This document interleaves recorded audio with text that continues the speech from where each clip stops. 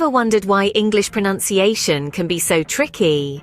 Well, you're not alone. Let's delve into the fascinating world of minimal pairs. These are pairs of words or phrases that are almost identical, differing only in one phonological element. They may sound similar, but their meanings are distinct. For instance, the words fit and feet. Very close, aren't they? But they mean completely different things. Understanding and mastering these pairs will significantly improve your English pronunciation skills. Ready to dive in? Let's go! Let's dive into our first set of minimal pairs, TH and F.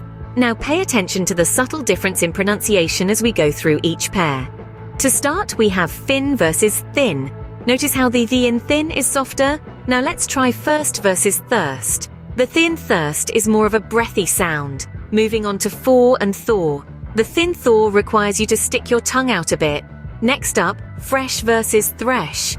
The thin thresh is pronounced like the in three. Speaking of which, our next pair is freeze versus threes. Then we have fro versus throw. And finally, froze versus throws. Let's repeat them once more for clarity. Fin thin, first thirst, for thaw, fresh thresh, freeze threes, fro throw, froze throws. Notice the difference? It's subtle but crucial. Next up, we have the CH and SH minimal pairs. These pairs are interesting because the difference in pronunciation can change the meaning of a word completely. Let's dive in. First, we have cheat versus sheet. Notice how the chi in cheat is more pronounced, while the she in sheet is softer. Next, we have cherry versus sherry.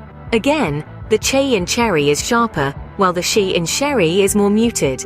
Moving on to chip versus ship. Make sure to differentiate between the ch and h sounds. Then we have chose versus shows. It's all in the pronunciation of the first letter. Next up, ditch versus dish, match versus mash, and switch versus swish. Remember, the ch sound is more forceful, while the she sound is softer. The ch and sh sounds can be tricky, but with practice you'll master them. Our final set of minimal pairs for today involves the I and I sounds. Now let's dive right into it, shall we? First off, we have did versus deed. Did you hear that? Did and deed.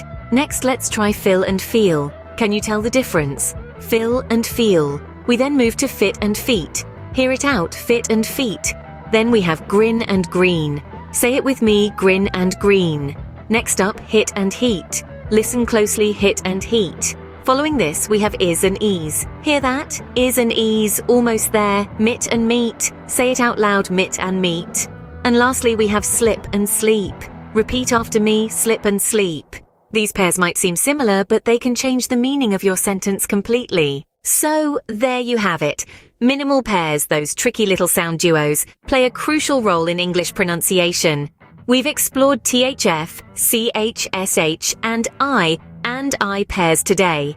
They might seem challenging at first, but don't worry, it's all about practice. Keep working on these pairs, say them out loud, use them in sentences, test yourself. The more you practice, the easier they'll get. Remember, practice makes perfect. Keep practicing these minimal pairs, and you'll see a significant improvement in your English pronunciation.